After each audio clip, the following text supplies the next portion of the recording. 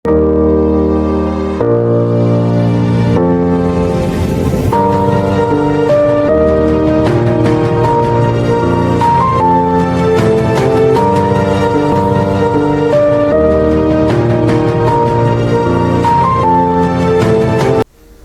دا lord, ہاللیلویا۔ خداوند یسوع مسیح کے جلالی خوبصورت نام میں آپ سب کی سلامتی ہو۔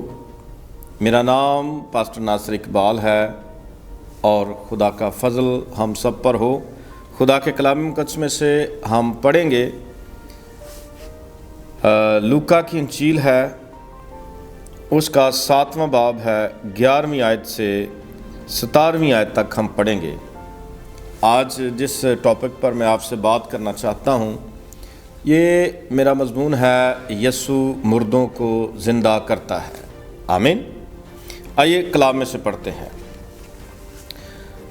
لکھا ہے، تھوڑے عرصے کے بعد ایسا ہوا کہ وہ نائن شہر ایک شہر کو گیا اور اس کے شاگرد اور بہت سے لوگ اس کے ہمراہ تھے۔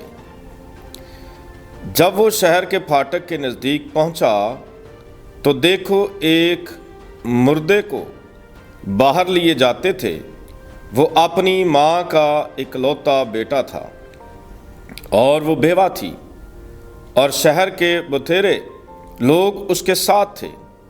اسے دیکھ کر خداوند کو ترس آیا اور اس نے کہا، مت رو۔ پھر اس نے پاس آ کر جنازے کو چھوا اور اٹھانے والے کھڑے ہو گئے، اور اس نے کہا، اے جوان، میں تجھ سے کہتا ہوں اٹھ۔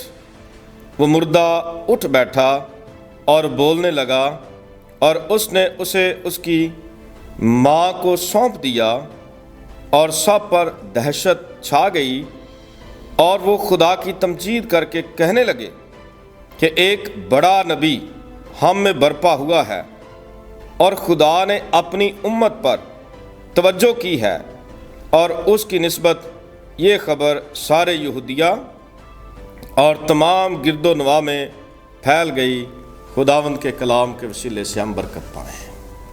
آمین۔ میرے عزیز بھائیوں بہنوں، آج ہم خدا کے کلام مقدس میں سے دیکھیں گے کہ یسوع مسیح مردے زندہ کرتا ہے۔ جو حوالہ میں نے پڑھا ہے، نائن شہر گلیل کے علاقے میں واقع ہے۔ یہ ایک قدیم گاؤں ہے، یہ کوہ مورا کے دامن میں واقع ہے، اور یہ گاؤں چھوٹا سا ہے، لیکن اس گاؤں میں جب یسوع مسیح آئے ہیں تو اس گاؤں سے ایک جنازہ نکل رہا تھا، اور یسوع مسیح اس جنازے کو بھی دیکھتے ہیں، جنہوں نے جنازہ اٹھایا ہوا ہے ان کو بھی دیکھتے ہیں، اور ان کے پیچھے ایک بیوہ جو چھاتی پیٹتی اور روتی ہوئی آ رہی تھی، ہائے میرا بیٹا، ہائے میرا بیٹا، کیونکہ اس کا اکلوتا بیٹا تھا جو مر گیا تھا۔ یسوع مسیح کو کلام مقدس میں لکھا ہے، اس پر ترس آیا۔ یاد رکھیے، جب کسی پر ترس آتا ہے تو اس کے لیے کچھ کرنا چاہیے۔ یسوع مسیح کو اس پر ترس آیا، یسوع مسیح نے اس کے لیے کچھ نہیں، بہت کچھ کر دیا۔ یسوع مسیح نے اس کے اکلوتے بیٹے کو یہ کہہ کر کہ اے جوان، میں تجھے حکم دیتا ہوں اٹھ، اور یسوع مسیح کی آواز اس کے کانوں میں گئی، اور اس مردے میں زندگی آ گئی، اور وہ مرا ہوا لڑکا اسی دم زندہ ہو گیا، اور آگے لکھا بولنا شروع کر دیا۔ پھر یسوع مسیح نے اس لڑکے کو زندہ کر کے اس کی ماں کے سپرد کیا۔ اب ذرا غور کیجئے، وہ بیوہ تھی اور وہ اس کا اکلوتا بیٹا تھا۔ ایک دوسرے کے لیے وہ سہارا تھے، माँ भी अकेली थी, बेटा भी अकेला था, एक दूसरे के बेहतरीन सहारे थे, और बेटा मर जाने से बेवा का सहारा छूट गया, और यीशु मसीह ने उस बेसहारा को उसका बेटा जिंदा करके उसे सहारा दिया। और बाइबल मुकद्दस में लिखा है कि जिन्होंने जनाजा उठाया हुआ था और जनाजे में जो लोग शरीक थे, वो सब के सब हैरान हुए, उन पर दहशत छा गई, और वो इस बात का इकरार करने लगे कि हम में एक बड़ा नबी बरपा हुआ है। और याद रखिए, यीशु मसीह के हाथ से जो मौजज़े होते थे और यीशु जो मौजज़े करता था, उस वक्त के लोग और आज के ज़माने के लोग भी इकरार करते हैं कि इंसान ऐसे मौजज़े नहीं कर सकता। यीशु मसीह की कुदरत, यीशु मसीह का नाम, उसमें भी कुदरत है, जलाल है। और यहाँ पर ना सिर्फ यीशु मसीह ने, गौर कीजिए, उस बेवा के लड़के को जिंदा किया, बल्कि उस बेवा को समाज में रहने के लिए बेहतरीन सहारा दिया। उसको उसके बेटे की ज़रूरत थी, यीशु मसीह ने उसकी इस ज़रूरत को भी पूरा किया और उसके बेटे को ज़िंदा कर दिया। लोग हैरान हो गई और खुदा की तमजीद करने लगी, खुदा की तमजीद करने लगी। बाइबल मुकद्दस में और भी कई ऐसे मौजज़े जिनमें मुर्दे ज़िंदा हुए।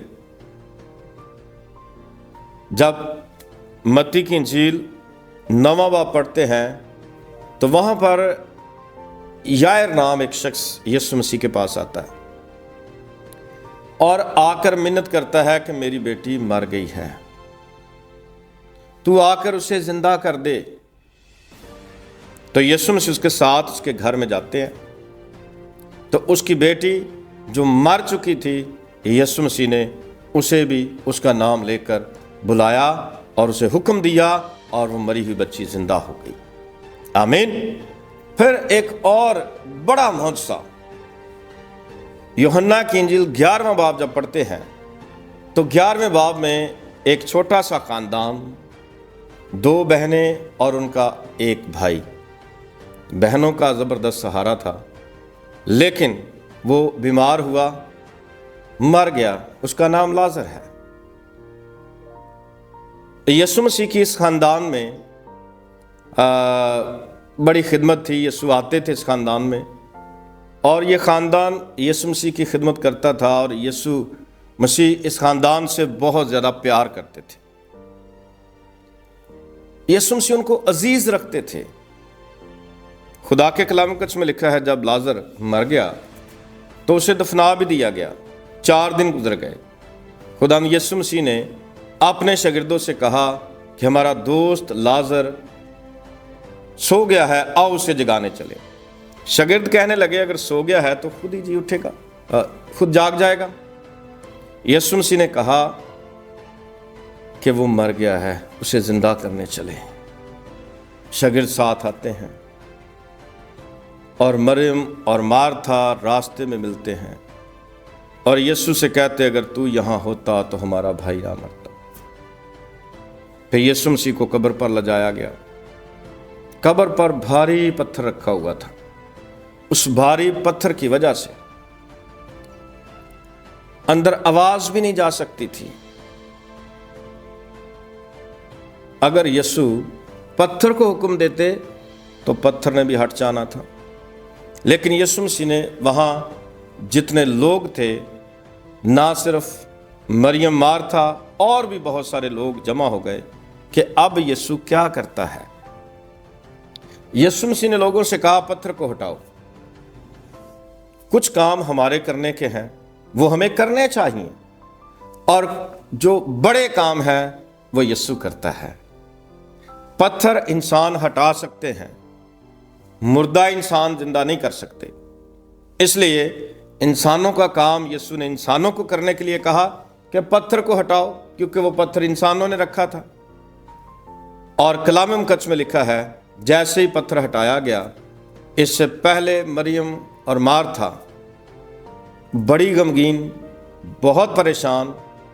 जब यीशु कहते ना पत्थर को हटाओ, तो मार्था कहती अब तो उसके पास से बदबू आती होगी, क्योंकि उसे मरे हुए 4 दिन हो गए थे। और यहां पर खुदावंद यीशु मसीह यूहन्ना की 11वें बाब में उसे कहते हैं कि अगर तू ईमान रखती तो खुदा का जलाल देखती। तो वो कहती मैं ईमान ला चुकी हूं। खुदावंद यीशु मसीह ने उससे ये भी कहा कि तेरा भाई जी उठेगा। पहले वो कहती है हाँ मैं जानती हूँ, क़यामत के रोज़ आखिरी दिन।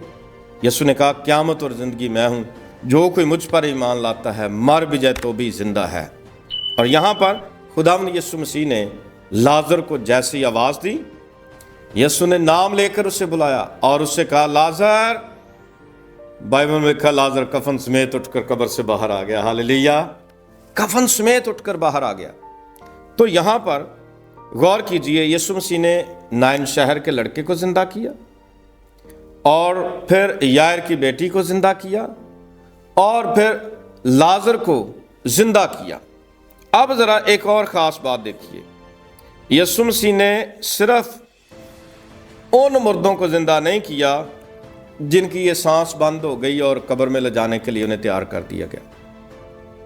कुछ चलते फिरते मुर्दे भी हैं जो गुनाहों के सबब से, बदियों के नाफरमानियों के सबब से मुर्दा हालत में है।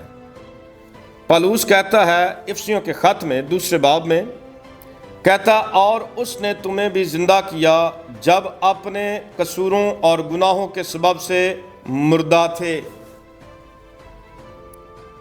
और रोमियो 6 बाब पढ़ते हैं तो उसमें गुनाह की हालत को मौत की हालत कहा गया है।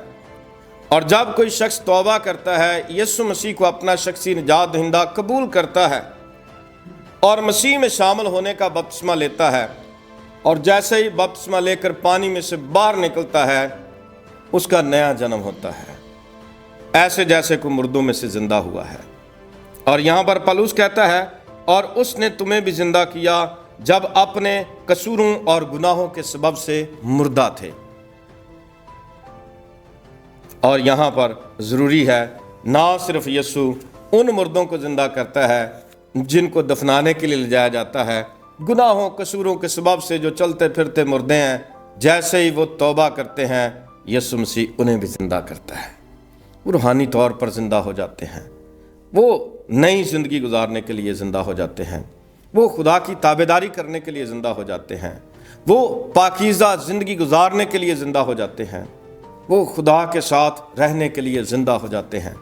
इसलिए मेरे अजीज़ भाइयों बहनों, यीशु मसीह मुर्दों को ज़िंदा करता है।